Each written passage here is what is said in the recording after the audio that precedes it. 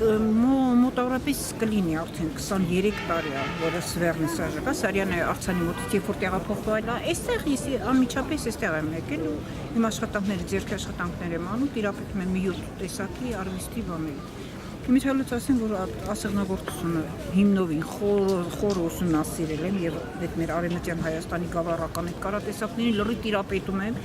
անում եմ ամեն ինչ, այն ինչ որ անհնարին է, ես անում եմ եւ աշխատանքները եւ եթե վերանորոգման աշխատանքները լինում նորից շատ տիպիկ շատ եւ ինքան ոչ տարբեր, շատ վարպետորեն։ Ուզում ասեմ արդեն 25 տարի հմտացած եմ, այստեղ միայնակ մայրեմ, ունեմ մի հատ տղա երեխա։ Ես շատ սոցիալապես շատ ծանր պայմաններում եմ ապրում, այստեղից եմ հացվածտակում։ Բոլորը ինձ այս վերնիսաժում շատ լավ գիտեն, Արմանոս այստեղ է ծնվել, այստեղ է մեծացել, արդեն բանակ եմ ուղարկում, արդեն 2 ամսից բանակ եմ ուղարկում, սակայն այստեղի վիճակը չգիտես ինչի մի անգամից շատ վատացավ, վերափոխումներ արեցին, անմիջապես ապրիլի սկզբին, երբ որ սկսեց պատերազմը, մերից սահմանագծում Ղարաբաղի, այստեղ մենք տառապում էինք ամբողջ օրը լացը, արդյունքը մեր աչքերից չէր կտրվում, մեր տղաները մահանում էին այնտեղ։ Ես ամբողջ մի սկսած օրվանից, երբ որ մեր տղաները մահացել են, իմ աչքի արդյունքը չի պակասել։ Երբ որ այդ լուսավոր երեխեքին ես տեսնում եմ մահացած, իսկապես ինչ շատ վատ եմ զգում։ Մահանում են այնպիսի լավ մարդիկ, ինքան լավ հրաշալի։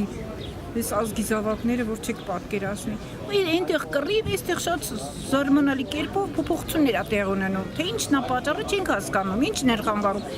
Ես կին հալոները, տուրիստները ճիշտ ասած պատերազմի ժամանակ մի քիչ բան արեցին, պակասեցին, իսկ հիմա գալիս են, բայց իմ տեղը հարմար չի։ Ավիրել են արդեն երկրորդ շաբաթն ոչ մի բան չեմ կարողանում վաճառել։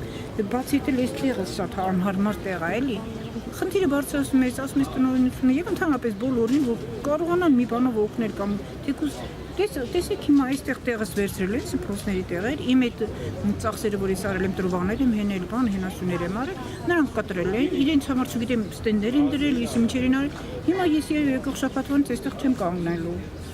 Ես ուր եմ գնալու, ես հարց էի բարձրացնում, ասում էի խնդրում եմ ինձ ասեք տեսնեմ, ես որտեղ եմ կանգնելու հետո, ես կկարողանամ 2 կոպեկ փող աշխատել, սա խանութների պարտք է։